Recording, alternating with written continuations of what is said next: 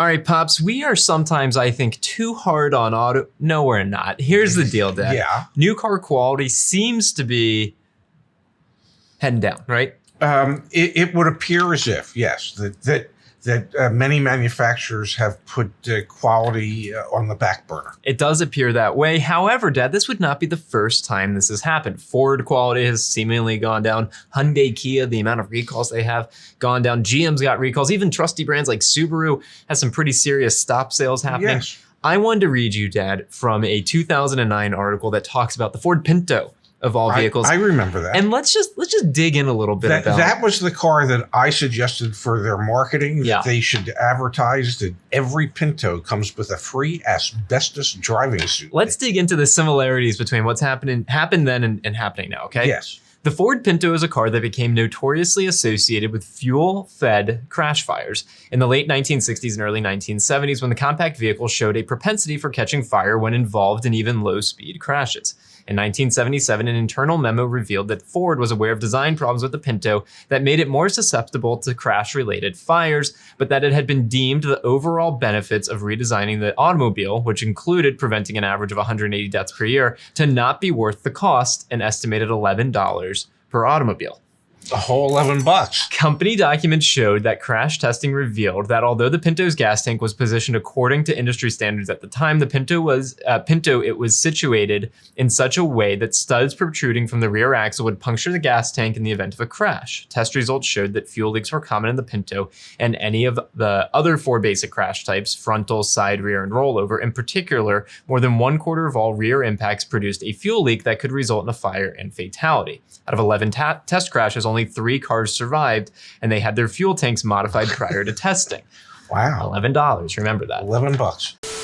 Thinking about getting auto insurance? Compare quotes from all the major carriers in one place. Join YAA.com/insurance. It's quick, easy, and no spam.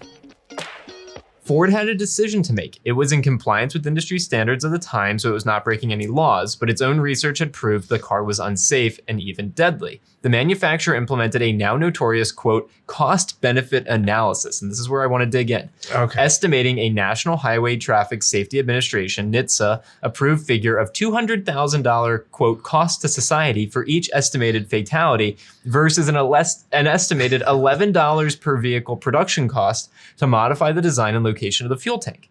Figures showed the repairs for a projected 11 million cars and 1.5 million light trucks that also featured the faulty tank design would cost the company $137 million. A lot of money. Ford estimated, quote, benefits resulting from design modification would include the prevention of 180 burn deaths, 180 serious burn injuries, and 2,100 burned vehicles.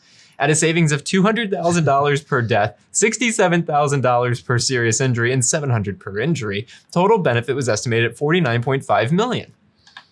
Because the estimated cost of repairs was about 2.5 times the estimate of resulting benefits, Ford chose to do nothing, putting its profits above the value of human life. This is not the first time such cold-blooded calculations have been revealed in the auto manufacturing industry. Last year, we brought you a very similar story that revealed how automobile manufacturer General Motors in 1973 determined the cost of repairing its automobile design to prevent fuel-fed fires would cost more than compensating families who lost loved ones in a crash. As a result, they decided not to make fundamental changes to the location of fuel tanks in their cars to decrease the likelihood. The memo, dubbed the Ivy Memo, for its author, engineer Edward C. Ivy, was buried by GM until 1998, when it finally came to light during a Florida trial involving 2 children who tragically burned to death when their station wagon in which they were riding caught fire after a crash.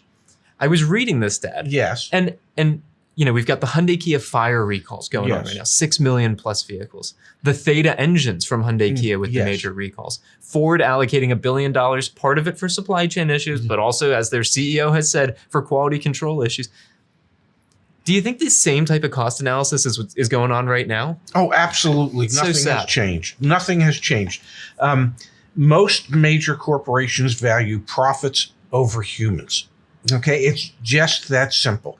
And so you figure out what each death is worth, what each injury is worth, and you do what Ford did, and you come up with, well, my God, well, if this is the number of accidents and these are the number of deaths and everything else, it's going to cost us under $50 million. But if we actually go ahead and fix the vehicles at $11 per vehicle, times the 12.5 million vehicles that we would have to fix, well, that's going to cost us way too much money.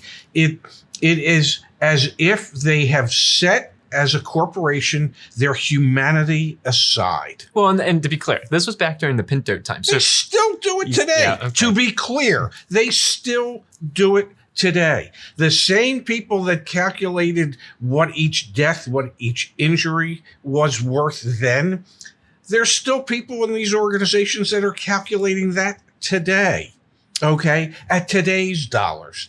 And they have still sided on profits, not humans.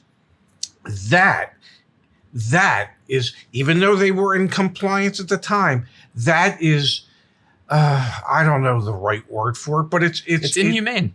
Okay, yes, it's inhumane. It's a type of malfeasance that always puts profits above people. There's something wrong with that. No, I mean, trust me, I completely agree with you. It does make me wonder if, and maybe this is naivety, my hope would be that nowadays they don't allow certain things that would kill people, but they allow certain things that they know will likely go bad at a certain amount of time. And their cost benefit there is, okay, we know it's going to go bad, but it's worth it for it to go bad after 3 years or whatever it is. And we'll do the warranty work, or by then it's actually out of warranty. So we're good to go. That also kind of plays into my thinking, Dad, around longer and longer loan terms for folks.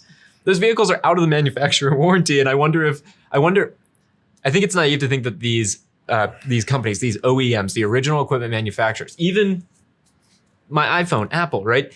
They know the stuff's going to break. And it's probably going to break outside the warranty, right? Yes.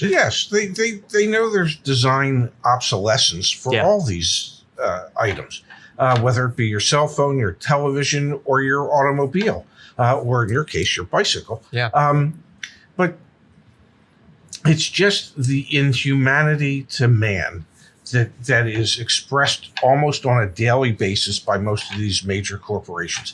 I understand that they're stockholders. I understand they have a fiduciary responsibility to produce as much profit for their stockholders as they can. Capitalism. But that doesn't wipe out the need to do it in a humane manner, where when you discover a problem, you do something about it, as opposed to putting the profits ahead of doing the right thing.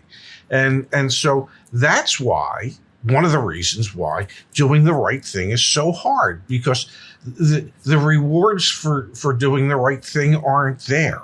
It would have cost them $137 million as opposed to the about $50 million that they thought it was going to. Yeah. Okay, well, the heck with that $80 million. We're not going to. But $80 million in a multi-billion-dollar corporation is nothing. It's a drop in the bucket. Yeah. But still, the decision was made. We're going for the money, not for the people. Curious what you think in the comments. Do you think that automakers are still practicing these types of things, or do you think, are you team naive? Or are you team smart Papa Shefska on this one? I don't know if it's team naive or team smart Papa Shefska. It's the reality. It's team profits or team people. I want to go with team people.